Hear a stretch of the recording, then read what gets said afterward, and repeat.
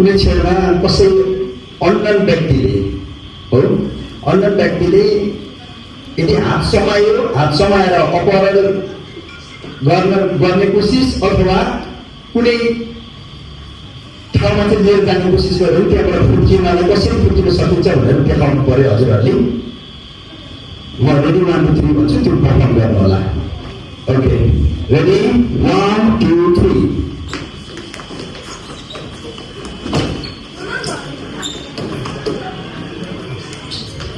Okay, ठिक छ।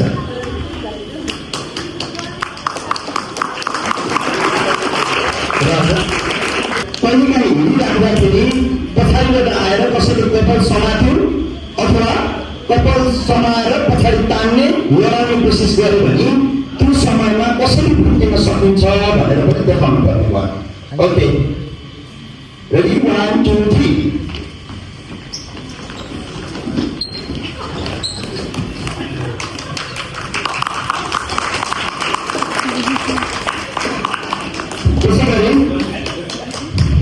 यदि कुनै अन्य व्यक्तिले हामीलाई पछाडिबाट चाहिँ कम्मरमा समातेर पछाडि तानेर लिएर जाने कोसिस गर्यो भने त्यो समयमा कसरी फुर्किन सकिन्छ, कुन वेबाट फुर्किन सकिन्छ त्यो पनि देखाइदिनु।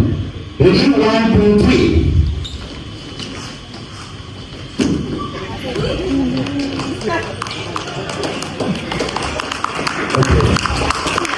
त्यसै गरी अब अहिले चाहिँ उहाँहरूले यदि हाम्रो हात खाली भएको अवस्थामा चाहिँ कसरी फुर्किन सकिन्छ भनेर देखाउनु भयो। अब चाहिँ हाम्रो हातलाई पनि ग्राफ गर्नुभयो भने चाहिँ त्यो सिचुएसनमा कसरी फुर्किन सकिन्छ त, हात पनि समात्यो भने चाहिँ अब कुन भागको प्रयोग गरेर फुर्किन सकिन्छ देखाउनु होला। रेडी 1 2 3।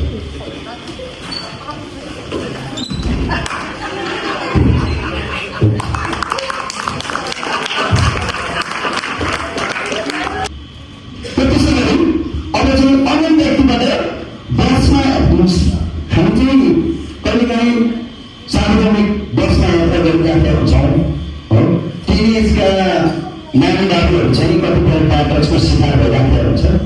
त्यो सिचुएसनमा चाहिँ हामीले एकचोटि दुईचोटि भनिराख्दाखेरि पनि घरिघरि ड्रग्स गरिराख्छ, खराब नियतले छुट्छ भने कसरी त्यस्तो व्यक्तिलाई सबक सिकाउन सकिन्छ भनेर देखाउनु पर्यो तपाईँहरूले। Turn back. Okay, situation maybe like this है, त्यो सिचुएसनमा चाहिँ कसरी अब हामीले चाहिँ त्यो नराम्रो काम गर्न सबक सिकाउन सकिन्छ भनेर देखाउनु पर्यो। रेडी 1 2 3।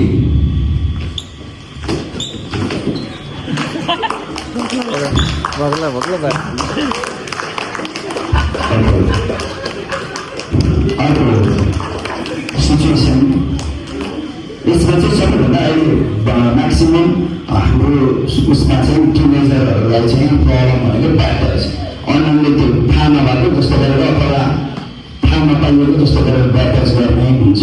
एक दुईचोटि भन्दाखेरि पनि भएन भने चाहिँ अब उसलाई चाहिँ ब्रेक नै गरिदिनु, हात भाँच्दिनु नै हो है, त्यही भनेको नि त हिजो।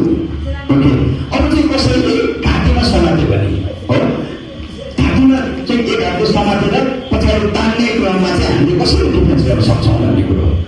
Okay, ready 1 2 3।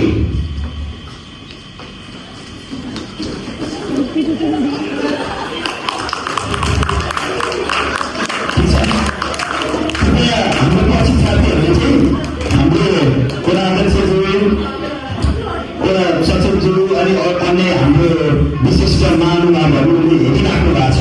उहाँहरूले चाहिँ बुझ्ने गरेर देख्ने गरेर तपाईँले देखाउनु पर्यो। हिजो सिकिसक्नु भएको छ, तपाईँहरू छिटो गर्नुहुन्छ, तर हामीलाई यहाँ गरेको देख्दाखेरि चाहिँ उहाँहरूले वाउ यस्तो इफेक्टिभ हुँदो रहेछ भन्ने हुन पर्यो है, देखिनु पर्यो गरेको कुरा है। अहिले नाउ नेक्स्ट सिचुएसन अर्को के हुनसक्छ, यदि हामी हिँडिराख्दाखेरि पैसालाई ठोकियो, सिचुएसन मैले दिएँ है, ठोक्यो त ठोकिएपछि मैले सरी भने, सरी भन्दाखेरि पनि उहाँले चाहिँ मलाई याद गर्न आउनुभयो कि कुनै चिजले हाल्न खोज्नुभयो भने त्यो समयमा कसरी डिफेन्स गर्नुहुन्छ। Okay, ready 1 2 3।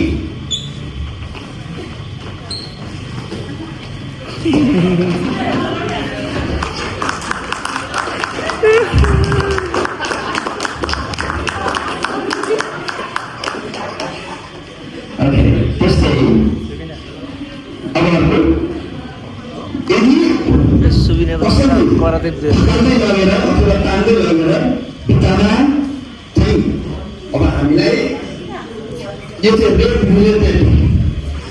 नै गर्न खोज्यो भने त्यो सिचुएसनमा हात कसरी पुर्याउन सकिन्छ र त्यहाँबाट कसरी डिफेन्स गरेर भाग्न सकिन्छ भन्ने कुरा देखाउनु पर्ने भयो। Okay, ready 1 2 3।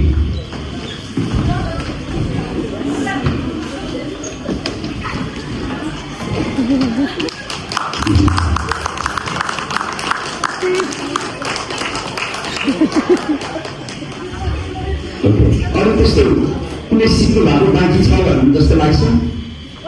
अरू धेरै सिक्नु भएको छ तर सबै देखाउन लाग्यो भने अहिले धेरै समय लाग्न सक्छ। मेनली यही नै हो, हामीले प्रायः कुरा कुराहरू र कसैले हामीलाई किडन्याप नै गर्नु खोजेको केसमा अनि रेप